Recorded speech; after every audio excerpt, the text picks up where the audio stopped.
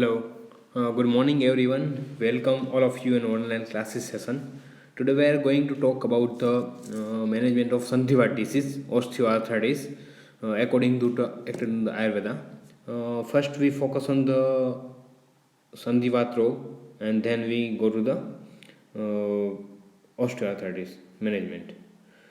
Sandhivat has been described under Vatyati in Ayurveda. It mainly occurs when Vatvardhak Ahar and Vihar is taken and that प्रकोपित वात लोकरेंदु संधि जब जो diet and lifestyle है वो हम irregular उसको मिस मैनेज करते हैं तब वात दूषित होता है वात प्रकोप होता है और वो दूषियों को दूषित करके संधियों में आश्रित होकर संधिवात रोग उत्पन्न करता है. It is a type of gene degenerative disorder. Mainly स्नेहन और स्वेदन माने अभ्यंग और स्वेदन से काफ़ी अच्छा रिलीफ मिला क्योंकि वो वात सामक होता है इसलिए संधिवात में पेन मैनेजमेंट करने के लिए स्नेहन और स्वेदन इम्पोर्टेंट है. उसके अलावा भी समन ट्रीटमेंट भी दी जा सकती है.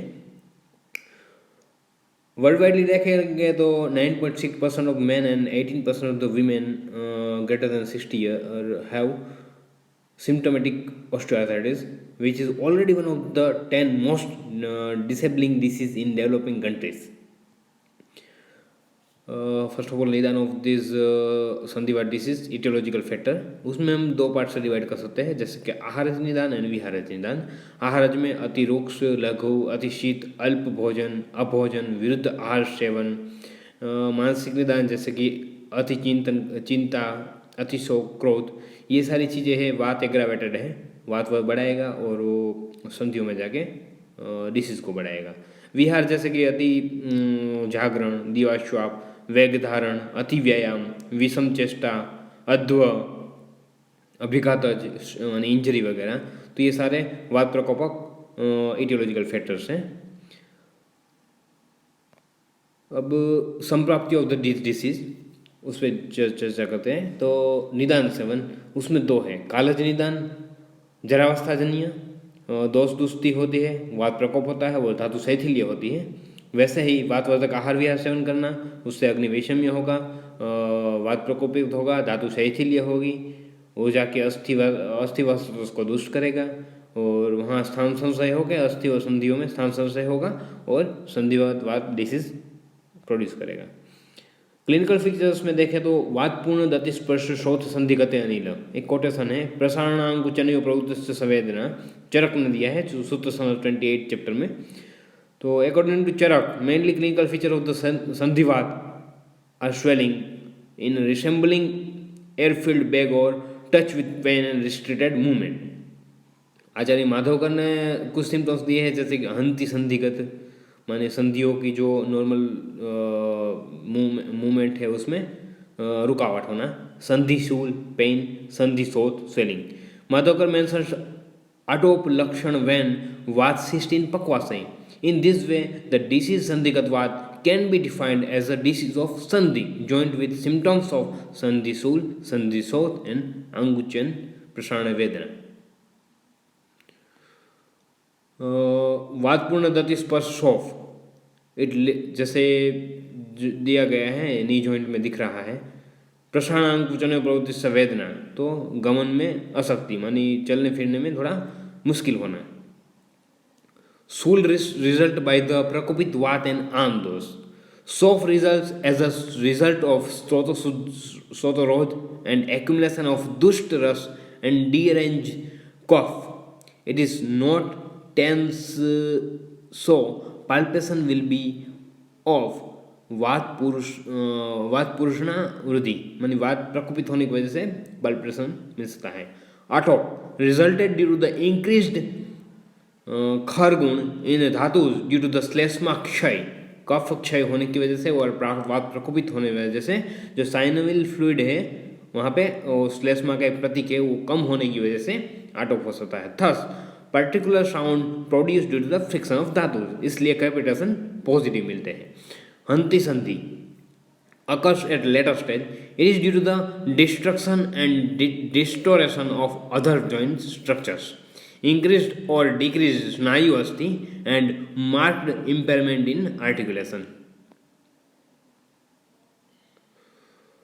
फर्स्ट ऑफ ऑल अगर ट्रीटमेंट में देखें तो स्वेद साध्या प्रसाम्यति गदा वात कफाजमा, मानी जो स्वेदन है वो वात कफज डिसीज में बहुत अच्छा रिजल्ट देता है, इसलिए इसमें स्वेदन से काफ़ी रिलीफ मिलता है। स्नेहन एंड स्वेदन आर इंडिकेटेड इन द कफ वात प्रधान व्याधि एंड संधिवात मैनिफेस्ट व्हेन एग्रावेटेड वायु लोकेटेड इन द मज्जा एंड अस्थि सोतस। अस्थि और मज्जावह स्रोतों में जब वात एक्यूमुलेट होता है तो वो दूषित करता है और उससे संधिवात होता है मेनली। तो अस्थि और मज्जा धातु की चिकित्सा रूप स्नेहन और स्वेदन बेस्ट होते हैं, इसलिए ही हम पेशेंट को ओपीडी लेवल पे उनको किसी भी तेल से, मानी जो वात शामक तेल है उससे लोकली अभ्यंग करके वहाँ पे स्वेदन या तो सिकाई करने की एडवाइस देते हैं। उससे वात का शमन होता है और कफ का क्षय होता है, मानी कफ वहाँ पे जो वात कफ शमन होता है और उससे जो संधियों में पेन एंड स्वेलिंग हुआ हो वो रिड्यूस हुआ होता है। केवलम निरुस्तंभम आदौ स्नेहम उपचारत वायु सर्पी वसा तैलम मज्जापानेन नत्रम। स्नेहन चिकित्सा इज यूजफुल इन एवरी वात्यदि एंड निराम condition which originated directly from the विशेषण ऑफ वात। मानी इस वात के समन के लिए स्नेह बेस्ट है। तो स्नेह में वायु सर्पी तेल वसा मज्जा ये चारों जो महास्नेह दिए हैं वो बेस्ट दिए गए हैं। सबसे महत्वपूर्ण है तेल, वात समन सबसे ज़्यादा करता है। In allopathic science, the similar condition of joint is explained as osteoarthritis. Osteoarthritis is a chronic degenerative disorder of multifactorial etiological characterized by the loss of articular cartilage, hypertrophy of the bone at the margins, subchondral sclerosis, and range of biochemical and morphological alternates of the synovial membrane and joint capsule. Osteoarthritis is the second most common rheumatological problem and it is the most frequent joint disease with a prevalence of 22% to 39% of Indian population. Pathological changes in the late stage of osteoarthritis include softening, ulceration, and focal disintegration of the articular cartilages. Synovial inflammation also may occur.